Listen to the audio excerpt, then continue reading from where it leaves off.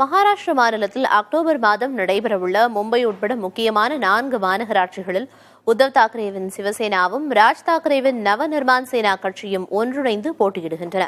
இது மகாராஷ்டிரா அரசியலில் ஏற்படுத்தப் போகும் தாக்கம் என்ன என்பதை பார்க்கலாம்.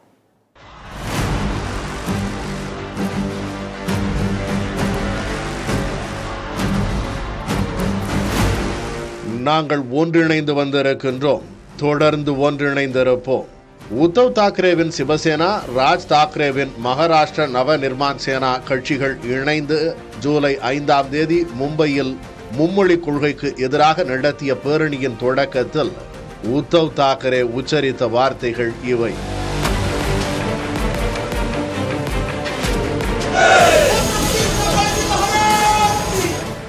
மகாராஷ்டிரா ஆளும் பாஜக கூட்டணி மும்மொழி கொள்கை வழியே இந்தியை திணிக்கும் முயற்சியை மேற்கொண்ட போது மராத்திய மண்ணின் மைந்தர்களான உத்தவ் தாக்கரேவும் ராஜ் தாக்கரேவும் தங்கள் கருத்து வேறுபாடுகளை மறந்து தாய்மொழிக்காக ஒன்றிணைந்தனர்.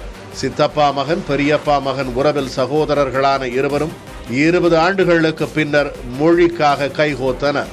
இருவரும் இணைந்து கடந்த ஜூலை 5ஆம் தேதி மும்பை மாநகரம் அதிர நடத்திய மும்மொழி கொள்கைக்கு எதிரான பிரம்மாண்ட பேரணி ஆளும் பாஜக கூட்டணியை அசைத்திருக்கிறது.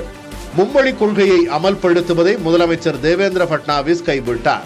இது தாக்கரே சகோதரர்களுக்கு கிடைத்த முதல் வெற்றியாகும். இப்போது அவர்கள் அடுத்த கட்ட வெற்றியை நோக்கி முக்கிய நகர்வை முன்னெடுக்கின்றனர். மகாராஷ்டிராவில் அக்டோபரில் தீபாவளி பண்டிகைக்கு பின்னர் உள்ளாட்சி தேர்தல் நடைபெறுகிறது. மும்பை, தானே, நாசிக், கல்யாண், டோம்பிவிலி ஆகிய மாநகராட்சிகளுக்கான தேர்தலில் உத்தவ் தாக்கரேவின் சிவசேனாவும் எம்என்எஸும் இணைந்து போட்டியிடுவது என முடிவெடுத்திருக்கின்றன. சிவசேனாவை உடைத்து பாஜக ஆதரவுடன் துணை முதலமைச்சராக இருக்கும் ஏக்நாத் ஷிண்டேவால் நொந்திருந்த உத்தவ் தாக்கரேவுக்கு ராஜ் தாக்கரேவுடன் இணைந்தது புதிய உற்சாகத்தை அளித்துள்ளது. கடந்த சட்டப்பேரவை தேர்தலில் 15க்கும் மேற்பட்ட தொகுதிகளில் 3ஆம் இடம் வகித்த ராஜ் தாக்கரேவும் இந்த முடிவால் புத்துணர்ச்சி பெற்றிருக்கிறார்.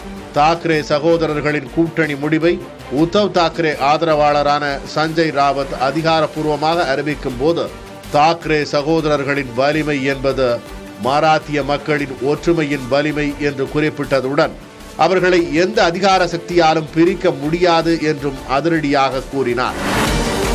ராஜ் உத்தவ் தாக்கரேக்கள் இணைவது மகாராஷ்டிர அரசியலில் புதிய திருப்பத்தை ஏற்படுத்தும் என அரசியல் வல்லுநர்கள் கருதுகின்றனர்.